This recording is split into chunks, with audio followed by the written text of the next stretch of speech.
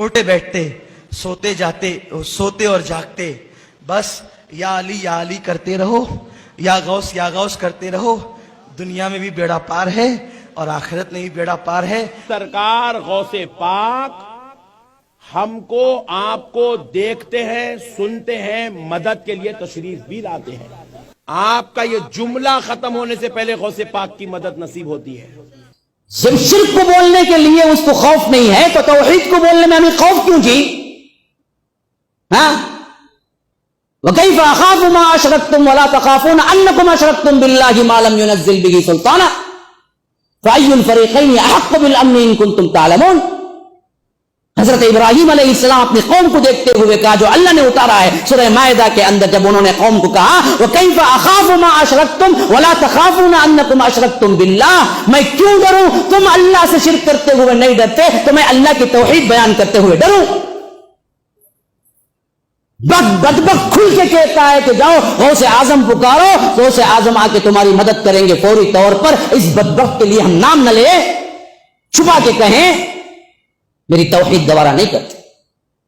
علل اعلان شرک بکتا ہے، علل اعلان لوگوں کو گمراہ کرتا ہے. اور ہمارے لوگ بولتے ہیں نہیں بھائی حکمت سے کام لے، حکمت سے کہتے کیا کی حکمت جی؟ یہ حکمت ہے؟ یہ حکمت نہیں ہے، بزدلی ہے. حکمت اسلام سکھاتا ہے. جس حکمت سے توحید نیست و نابود ہو جائے وہ حکمت نہیں چاہیے ہمیں.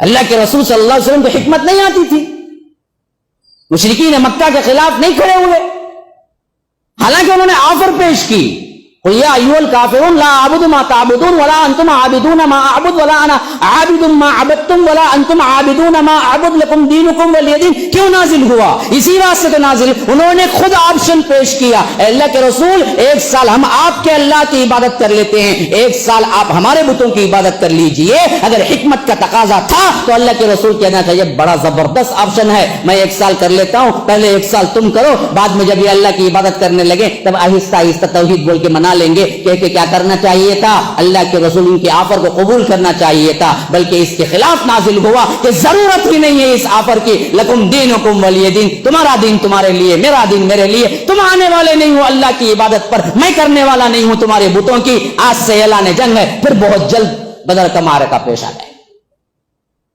یہ ایڈجسٹمنٹ توحید پہ نہیں ہوتی میرے بھائی، دوسرے پہ ہوگا. توحید پہ کوئی ایڈجسٹمنٹ نہیں ہے. اسلام نے ایسے کہا ہی نہیں.